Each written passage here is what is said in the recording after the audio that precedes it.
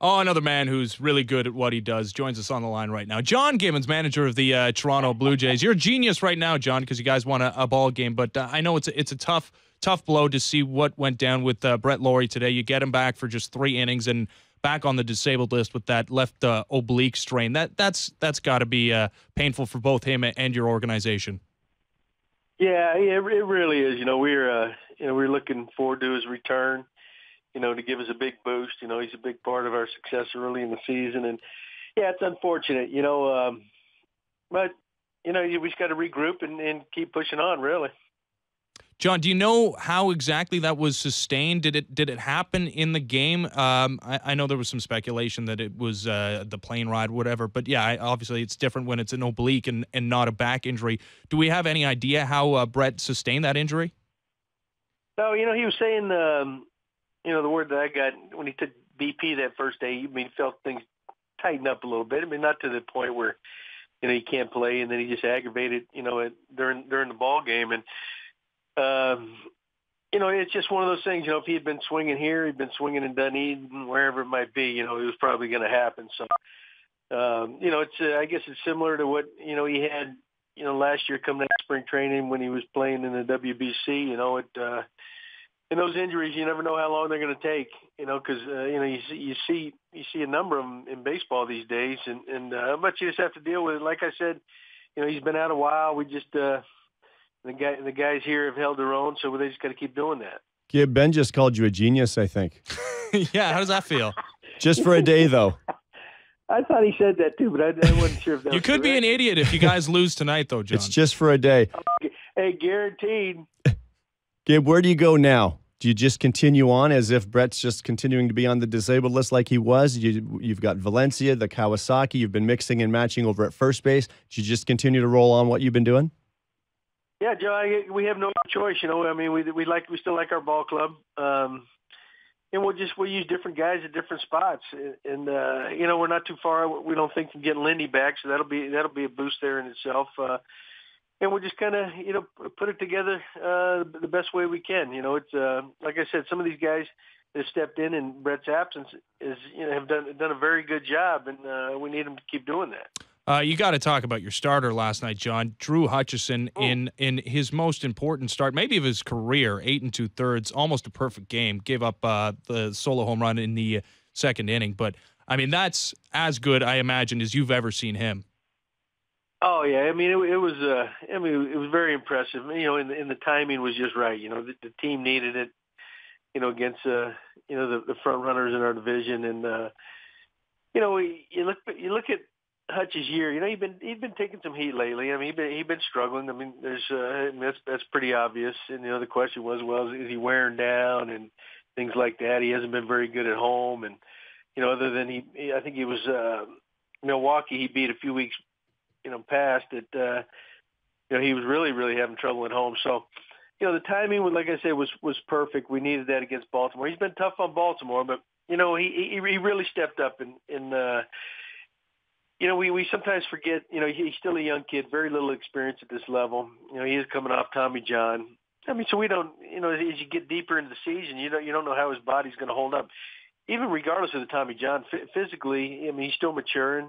And he's not going to, we think he's going to be better a year or two from now when he gets physically stronger. So, but, after that tough loss, the night before, he really stepped up and quieted a few guys down, that's for sure. Are you trying to order a pizza with your face while you're on the phone here, John? You keep hitting the buttons on your phone, I think. I do? Yeah, okay, you don't hear that. Okay, maybe it's somebody else on the other line. They're listening in. Gib, how do you gauge... You talk about Drew Hutchison, and I think Marcus Stroman can be talked about in the same breath. These are pieces of the future here in Toronto. How do you gauge in terms of the innings pitched? Do you just go by with what you see? He only threw 35-plus innings last year after the Tommy John surgery. Marcus is an up-and-coming star with this club. You want to protect that arm. How do you handle that right now while you're in a pennant race trying to win here? Well, that's the bottom line. We are trying to win, and I think Stroman's a little different situation. He's got some, he's coming out of college. He's got some innings under his belt the last couple of years, so we don't really anticipate any problems with him. Hutch, the big thing is, the setback from the injury. I mean, he's still building up from that, and you got to be cautious of that. With Sanchez being here, I mean, going into this year, he really, over his career, he never really had a lot of innings under his belt. And so that's the reason we put him in the pen and brought him up, just to monitor that. So, but we're gonna play it on out and run it on out. We're trying to win this thing, and we'll be smart with it. I mean,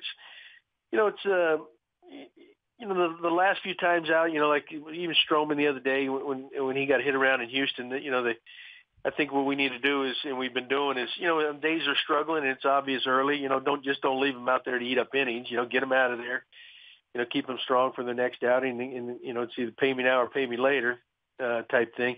Same thing with Hutch the other night in Houston. When he struggled, you can get him out of there early. You'll save some innings down the road. So I'm real conscious of that. If they're not on, get them out of there, get them ready for their next start. And, granted, our bullpen has to be fresh. We can't let those guys wear it all the time either. Yeah. So but that's kind of our approach. Yeah, and in that regard, Todd Redmond's been great in probably the result of, or at least the reason for a win in that first game of the Astros series. Talking to Blue Jays manager John Gibbons on Baseball Central. So you add Rob Rasmussen today with Brett Lawrie going back on the disabled list. Is that a look you like with the extra reliever in there, or should we expect to see another bat and a little longer bench down the line? Yeah, I mean the extra pitch will be probably be short term. Yeah. The reason being we want to, just keep our go-to guys down there fresh and not have to use them just for the sake of using them. With Sanchez throwing a lot of pitches 2 nights ago, he's going to be unavailable again tonight, so that gives us a little reinforcement down there. So, and there's they run a couple pretty good lefties at you in their lineup too. So Rasmussen, he may be called upon to get a big out or somebody like Davis, maybe in a key part of the game. So, but it gives us a little depth down there that, could cover us this time of year when guys start getting tired. Gib, tough call. I loved the look and the reaction by Drew Hutchison last night while you were walking to the mound. I'm sure he had some choice words under his breath, but I've always said that's what I love about Hutch. He's just such a gamer. What was said after the game, or was there any conversations between the two of you? Well, I basically told him, hey, coming off Tommy John, I'm more concerned about that and what the team does the remainder of the season than, a complete game. If it had been a shutout, maybe it might have been different. But, they had 1 run on the board, and, if a complete game might have earned him more money next year, maybe I would have left the mid-twos. I'm not so sure it will, but. I figure, he's at 115 pitches. He just walks a guy. He's coming off that Tommy John. He's a young kid. I thought, as much as I wanted to see him complete it, I mean, as well as he pitched, and I know all the fans wanted to see it, I did, maybe, so he may get the next guy out on 1 or 2 pitches. Okay, no big deal. But, if it's an extended at bat, now you're starting to get into, it may not necessarily affect him physically right now, but it could take its toll and wear him out a little bit more for his next outing. And like I said, and the bottom line is, we're trying to win this thing this year. So, when the games, I can't say it definitely was in hand, but and plus, don't forget too, we're bringing in our closers. Now we're bringing in somebody that were, in earlier in the game either. So, we felt pretty good about that. I know the fans were disappointed in it, but we're still thinking long term here.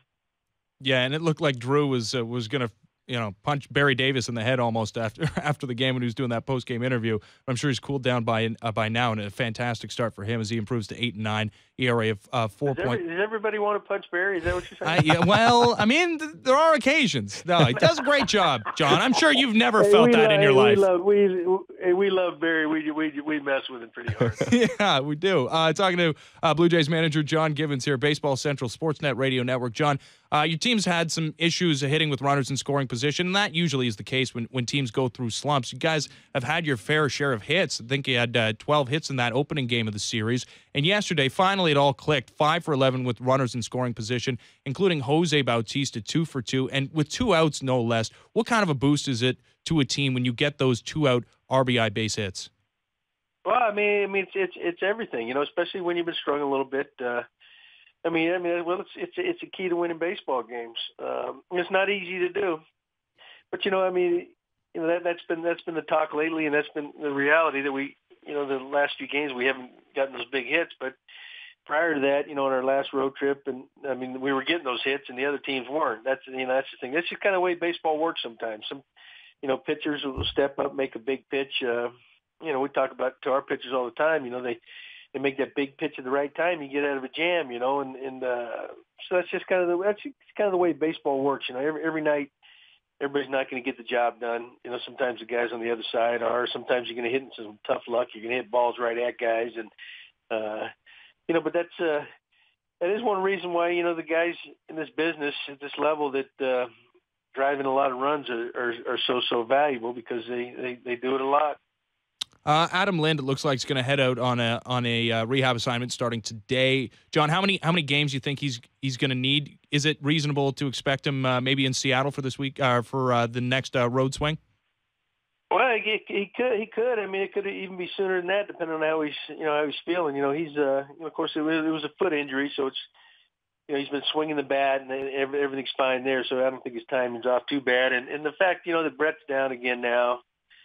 We're looking to beef up our team. We've been waiting on the return of these guys, so it may be shorter than expected. If he feels good today, but we'll see. But hopefully, worst case scenario, we definitely get him back beginning of next week. Oh, he's already playing today, John. He's 1 for 1. So you're gonna have him in the lineup tonight? He's 1 for 1. Come on. Yeah. Hey, the dude can hit. He's one of those guys who was born to hit. Yeah, absolutely. Like riding a bike, they say. I guess so. Talking to John Gibbons, Blue Jays manager. Before we let you go, also, is there any update on Edwin Encarnacion as well? There's been no discussion of when he could start a rehab assignment. Is he back to taking some cuts in batting practice? Do we have an update on him? Yeah, he's moving around. He's taking his batting practice. He's fielding some ground balls. He's been running on a treadmill and starting to move around the field a little bit better. It was very similar to before he had the setback, but we think he's beyond that. But we got to be real cautious with that, because it was a leg injury. With Brett it was a finger, so I mean physically he was able to do all the other stuff, and Lindy it was his foot, but it didn't affect the other parts of his body. And it's a little different. You need those legs to run around, and we'll see.